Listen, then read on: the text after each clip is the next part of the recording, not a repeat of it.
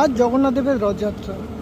আর এই সারা ভারত এবং পৃথিবীর বিভিন্ন প্রান্তে চলছে রথের উৎসব।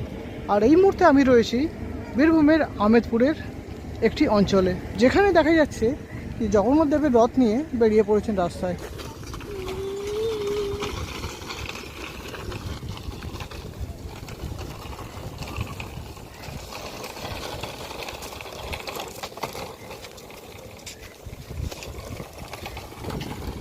শহরতলি হোক বা গ্রামাঞ্চল, এরই মধ্যে কিন্তু রথ বেরিয়ে পড়েছে এবং রথের সাথে সাথে জগন্নাথ দেবও এগিয়ে চলেছে।